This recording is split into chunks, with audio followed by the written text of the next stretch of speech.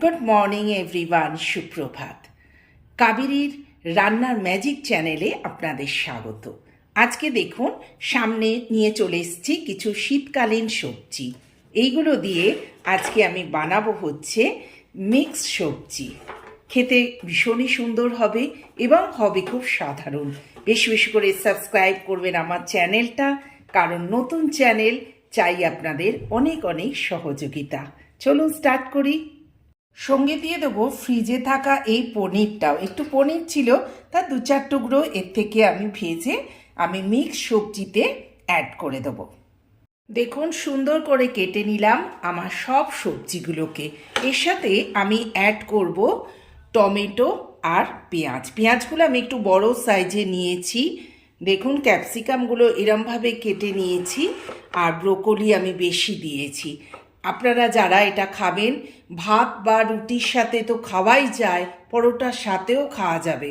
আর তাছাড়া আরেকটা কথা বলি, যারা সুগার রোগে আক্রান্ত বহু মানুষ আছেন, তাদের একটাই বার্তা, এই সবজিটা শুধু রুটি বা ভাত না খেলেও হবে।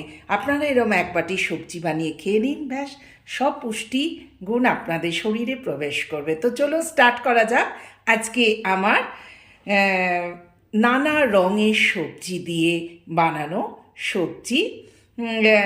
ভাজি বলতে পারেন, আমি এতে কিন্তু জল ইউজ করব না। Let's start. এবার কড়াতে দিয়ে দিলাম আমি সাদা তেল। আমি অলিভ অয়েল ইউজ করেছি, কিন্তু আপনারা সাদা তেল দিয়ে করবেন। হ্যাঁ, পরপর আমি সবজিগুলো দিতে থাকবো, দেখতে থাকুন। আমি পেঁয়াজ আর টমেটোগুলো দিয়ে দিলাম। এতে কিন্তু আমি কোনো ফোড়ন কিছু ইউজ করব না। অত্যধিক সাদাসিধে রান্না আর ভীষণ টেস্টি হেলদি, কোনো ফোড়ন এখানে ইউজ হবে না। দেখতে থাকুন বন্ধুরা, স্কিপ করবেন না।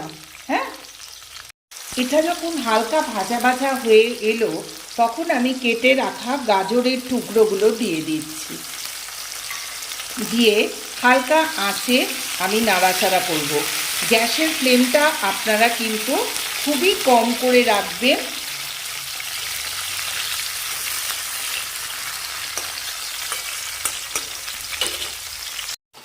এরপর দিয়ে দিচ্ছি কেটে রাখা বিনসগুলো, আর অ্যাড করব ব্রোকলিগুলো। এরপর স্বাদ মতো নুন। বলেছি বন্ধুরা যে আমি কিন্তু জল ইউজ করব না। দিয়ে দিলাম ঢাকা চাপা, কারণ নুন দিলে অটোমেটিকই জল বেরিয়ে যাবে আর কি। চলুন এবার ঢাকাটা খুলে নিই। দেখুন, খুব সুন্দর একটা হালকা সেদ্ধ সেদ্ধ হয়ে গেছে। এবার কেটে রাখা ক্যাপসিকামগুলো দিয়ে দিলাম। শেষে দিলাম, কারণ ক্যাপসিকামগুলো সহজেই কিন্তু গলে যায়, তাহলে কিন্তু ভালো খেতে হবে না। আর যেহেতু ব্রোকলি একটু হালসে গন্ধ ছাড়ে, সেহেতু আমি একটু গরম মশলা গুঁড়ো বলতে পারেন, বা আমার যেটা দিচ্ছি সেটা হতে দারচিনি গুঁড়ো একটুখানি ওপরে দিয়ে দেবো। হালসানি যে গন্ধটা, সেটা কিন্তু নিমেষের মধ্যে উদা হয়ে যাবে। এখানে আপনারা আপনাদের মতো জিনিস ইউজ করতে পারেন, লঙ্কার গুঁড়ো দিতে পারেন, একটু মিষ্টি দিতে পারেন, কিন্তু আমি এসব কিছুই দেবো না। দেখুন, আবার কিছুক্ষণ ঢাকা চাপা দিয়ে রেখে দিলাম। এবার এতে অ্যাড করব কেটে রাখা পনিরের টুকরোগুলো। দিয়ে আবার সেই গ্যাসের ফ্লেমটাকে কম করে হালকা আঁচে নাড়াচাড়া করতেই থাকবো। সবজিগুলো কিন্তু খুব একটা একদম সেদ্ধ হবে করবেন না, তাহলে কিন্তু পুষ্টিগুণ নষ্ট হয়ে যায়। অবশ্যই খেতেও খুব সুন্দর লাগে। দেখুন আমি কি করে বানাই। এটি দেখুন ভাজা ভাজা হতে স্টার্ট করে দিয়েছে, আর সবজিগুলো কিন্তু একই রকম আছে। আস্তে আস্তে পনিরগুলো হালকা ফ্রাই হয়ে যাচ্ছে, ভীষণ সুন্দর একটা গন্ধ বেরোচ্ছে মাখুমের কিউবটা দিয়ে। আমি গ্যাসটাকে অফ করে দিচ্ছি।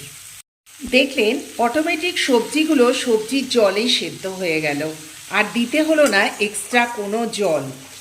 এইবার মাখুমটা দিয়ে আমি হালকা নাড়াচাড়া করে নেব আর লাস্টে দেবো স্বাদ মতো গোলমরিচের গুঁড়ো। আপনারা যারা যেরকম ঝাল খাবেন সেরকম গোলমরিচের গুঁড়ো দিয়ে দেবেন। প্লিজ ট্রাই করবেন আমার এই সুন্দর মিক্স সবজি রেসিপিটা, ভীষণ ভালো লাগবে। জল ছাড়া গরম গরম রুটি বা পরোটার সাথে জাস্ট জমে যাবে।